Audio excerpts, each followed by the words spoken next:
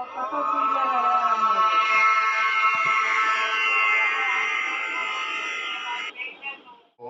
सरस्वती महाभागे विद्ये कमललोचने विद्यारूपी विशालाक्षी विद्यां देहि नमोस्तुते। श्री सरस्वत्यै नमः। ओम नमो भगवते वासुदेवाय। मित्रों, अभी हम ग्रहों की चर्चा कर रहे हैं। इस पाठ में कुंडली में ग्रह 3 तरह से व्यक्ति के जीवन को प्रभावित करते हैं। इसमें तालिका के अनुसार जो हमारे विश्व प्रसिद्ध ज्योतिषी मिस्टर के.एन. राव, जो हमारे गुरु भी हैं, उनके हिसाब से PAC पोजीशन मीन्स ग्रह की स्थिति, एस्पेक्ट मतलब ग्रह की दृष्टि, कंजंक्शन मतलब ग्रहों की युति। अब ग्रहों की युति और ग्रहों की स्थिति लंबा सब्जेक्ट है, उसमें हमें कई वीडियो एक एक सब्जेक्ट पर बनाने पड़ेंगे। आज हम ग्रहों की दृष्टियों के विषय में बात करेंगे कि हर ग्रह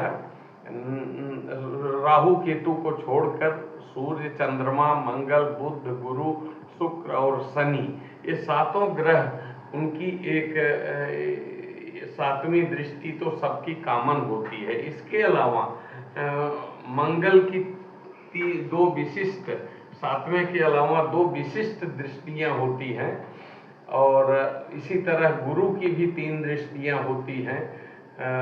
गुरु की 7म, 5म और 9वीं दृष्टि, और शनि की भी 3 दृष्टि होती है, 3, तृतीय, 7म और 10म। तो इस विषय में हम आज सिर्फ दृष्टियों के विषय में ये वीडियो बना रहे हैं।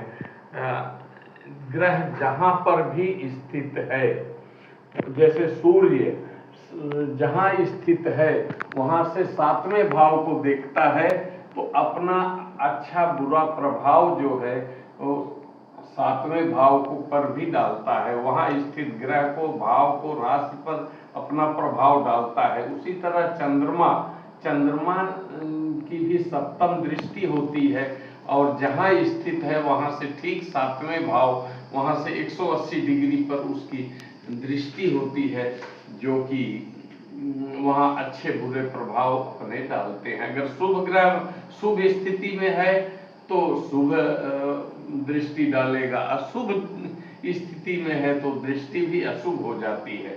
उसी तरह मंगल जहाँ बैठा है वहाँ से 7म, 4th, 8म दृष्टि डालता है। बुध ग्रह 7म दृष्टि ही डालता है। गुरु 7म, 5म, 9वीं दृष्टि, 7म दृष्टि। शनि जो है वो 7म, तृतीय और 10म दृष्टि। उदाहरण के लिए मंगल अगर प्रथम भाव में बैठा है तो 4th हाउस यानी 4th स्थान, 7म स्थान और 8म स्थान पर अपनी दृष्टि डालेगा।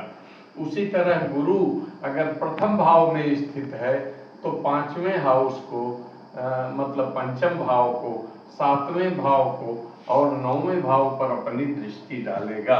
इसी तरह शनि अगर प्रथम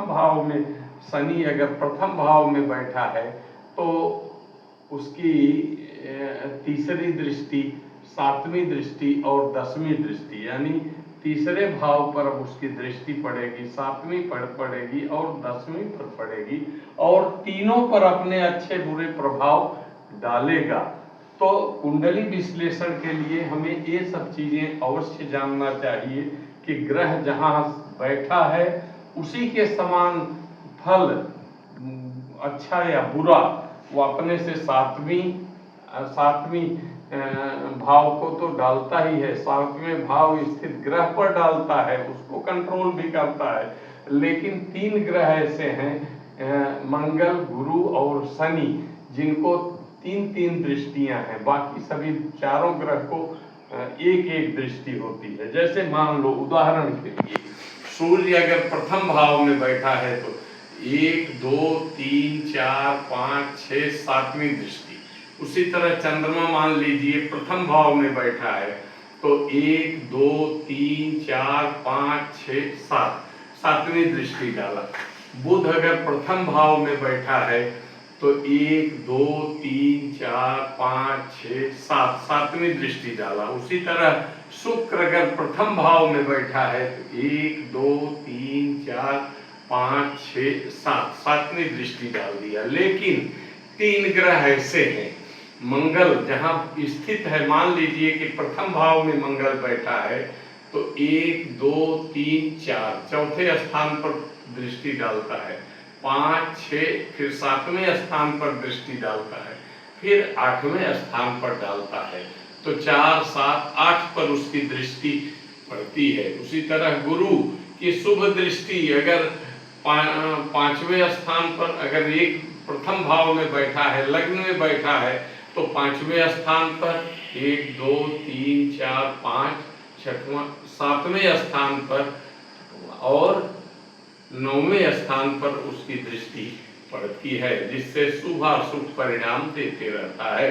शनि जहां स्थित है वहां से 1 2 तीसरे स्थान पर दृष्टि डालता है, 4 5 6 7वें स्थान पर दृष्टि डालता है, 8 9 फिर 10वें स्थान पर दृष्टि डालता है। तो अब संक्षेप में यह हुआ कि मंगल की चौथी 7वीं और 8वीं दृष्टि, गुरु की 5वीं 7वीं और 9वीं दृष्टि, शनि की तीसरी 7वीं और 10वीं दृष्टि।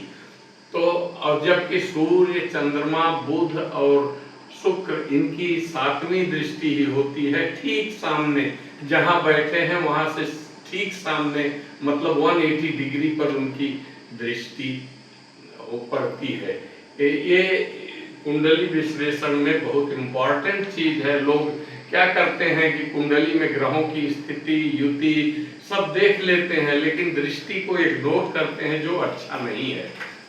दृष्टि भी उसी तरह से प्रभावित करती है जैसे स्थिति। जैसे कोई शुभ ग्रह 6 8 12 में बैठा है तो अपना शुभत्व खो देगा, उसी तरह से दृष्टि से भी ग्रह अपना शुभत्व अशुभत्व करते हैं। तो ये तो रही ग्रहों की दृष्टियां। अब अगले वीडियो में हम ग्रहों की शत्रुता मित्रता पॉइंट पर बात करेंगे कि कौन सा ग्रह किस ग्रह का शत्रु है, कौन सा ग्रह किस ग्रह का सम है, और कौन सा ग्रह किस ग्रह का मित्र है। तो वो अगले वीडियो में हम दिखाएंगे, जिसमें नैसर्गिक मित्रता शत्रुता सारणी और तात्कालिक यानी पर्टिकुलर कुंडली के लिए तात्कालिक मित्रता शत्रुता सारणी बताएंगे। ये सब इसलिए ये सब बेस चीजें हैं। अगर ये चीजों को हम न बताते चले तो आगे कुंडली विश्लेषण करना बहुत मुश्किल काम होगा। तो आज के लिए बस इतना ही। ग्रहों की दृष्टियां चैप्टर समाप्त हुआ और मुझे उम्मीद है कि इसमें आपकी समझ में आ गया होगा। अगर नहीं आया है तो कमेंट में मुझे लिखिए, जो मुझसे हो सकता है जरूर करूंगा। धन्यवाद। और दूसरी चीज फिर नहीं, मेरी वही अंतिम निवेदन है कि इस वीडियो को, हमारे वीडियो को लाइक सब्सक्राइब और शेयर करें, कमेंट जरूर करें, जिससे लोगों तक ये शिक्षा, मुफ्त की शिक्षा लोगों तक ज्योतिष की पहुंच सके। मेरा उद्देश्य ही है ज्योतिष के प्रचार प्रसार में अपना पूरा योगदान देना। इसके अलावा कुंडली विश्लेषण, मुहूर्त, वास्तु संबंधित कोई जानकारी चाहिए तो आप हमें फोन, व्हाट्सएप, ईमेल या फोन पर बात कर सकते हैं। धन्यवाद।